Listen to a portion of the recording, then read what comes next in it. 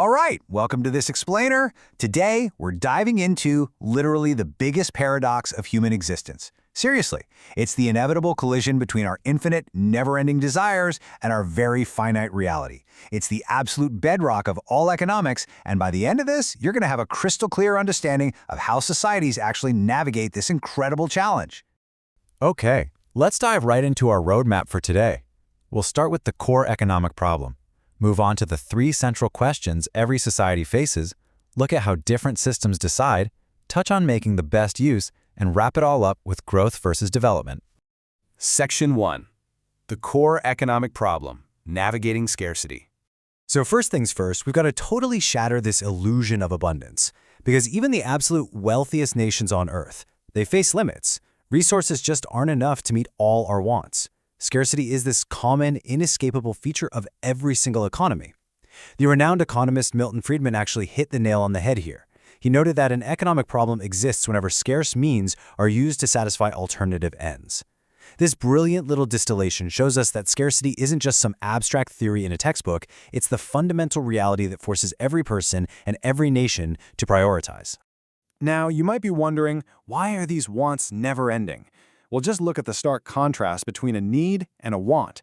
A need is pure basic survival, right? Food, clothing, shelter. A want is something we'd love to have, but don't literally need to stay alive. The catch here is that while needs are pretty basic, human wants multiply endlessly. I mean, as soon as one want is satisfied, boom, another one instantly pops up. The second you buy a flashy new smartphone, suddenly you absolutely need the expensive wireless headphones to go with it. It never stops. And this brilliantly illustrates the whole dilemma. On one side, human wants are unlimited, and obviously, they differ in intensity. On the flip side, our means, our resources, are strictly capped and have alternative uses. Think about a piece of land. You could use it to farm wheat, or you could pave it over and build a factory. Forcing these two realities together points directly to our ultimate hurdle, the problem of choice. Because we can't have the whole shebang, we are forced to choose. Which brings us to Section 2, 3 central questions, the choices we make. Because we constantly face this undeniable problem of choice. Every single economy on the planet, including yours, is universally compelled to answer what we can call the rule of three. Number 1, what to produce. Number 2, how to produce it. And number 3, for whom to produce. These three mandatory questions dictate exactly how any society allocates its heavily limited resources. So let's break them down. The very first hurdle is what to produce and in what quantities. Just imagine a guy named Ramu, a farmer with a tiny plot of land. He has to make a call. Is he going to grow wheat or is he going with jowar? And once he picks the crop, he has to figure out the exact quantity. Now zoom out.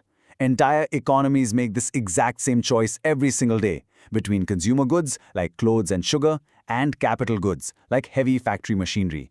Making more of one literally guarantees making less of the other. Okay, so once Ramu, or society at large, knows what to make, we hit the second central question: how to produce the chosen goods. This question is entirely about the choice of production techniques. There's almost always more than one way to create a good or a service, and a society has to pick the absolute best method given whatever specific constraints they're dealing with. Let's contrast the two main routes you can take here. On one hand, you have labor-intensive techniques. This means using a lot of workers and less capital. It's fantastic for promoting employment. Think about weaving cloth using traditional manual hand looms. On the other hand, you have capital-intensive techniques. This relies way more on machines and less on manual labor. It promotes rapid growth and extreme efficiency, like churning out that exact same cloth using a massive automated factory line. The economy has to constantly juggle this trade-off. Do we create vital jobs, or do we maximize pure efficiency? And finally, we reach the third question, which is honestly where things get complicated. For whom to produce? This is fundamentally a problem of distribution. Once the goods are actually made, who gets to take them home? It looks at how the output and the income generated from it is allocated. How do we divide up the pie among the workers earning their wages, the landowners collecting rent, and the capitalists taking home the profits? As you can imagine, this is a massive source of tension in literally any society. Section 3, how different systems decide. Capitalism, socialism, and mixed. Now, what's really fascinating here is seeing how different real-world economic models step up to answer those exact same three questions. take a capitalist economy. Decisions there are driven entirely by the market and by profit. They produce whatever is in demand, use whichever technique keeps costs the lowest, and distribute goods based on the purchasing power of the customers. Contrast that with a socialist economy. There, decisions are based on societal needs rather than profit, producing what the society requires and actively favoring labor-intensive methods if unemployment happens to be high. And then you have the mixed economy. This blends the two, utilizing the private market for profitable goods while the government steps in to provide essential goods that the free market might just ignore. Section 4. Making the best use. Efficiency. Making decisions about what, how, and for whom is really only half the battle. The essential bridge to actual success is efficiency. By strict definition, production is only considered truly efficient if it is absolutely impossible to produce more of one good without reducing the output of another. We're talking zero wastage here. If resources are being misused or just sitting around idle, the economy isn't operating efficiently, and that severely handicaps a nation's true potential. Let's move on and see how this all builds up in Section 5. Growth versus development, the ultimate goal. So, what is the whole point of all this economic activity? Well, first we have economic growth. This is fundamentally single-dimensional and very quantitative. It simply refers to the increment in the sheer volume of goods and services produced by an economy. It's usually measured by an increase in per capita income over a specific time frame. It is entirely focused on the numbers, just making the economic pie bigger and bigger. But economic development? That is a totally different ballgame. It is multidimensional. Actually, don't think of it like a rising line on a graph. Think of it more like a small sapling growing into a complex, fully developed tree. True economic development doesn't just mean more money sloshing around. It means actively reducing poverty, wiping out illiteracy, and shrinking inequality. It represents actual qualitative improvements in the standard of living and the day-to-day quality of life for real people.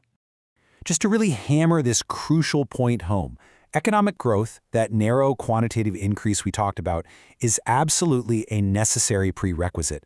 I mean, you need the growth first to gather the resources to improve society, right? But economic development is the ultimate goal that comes after.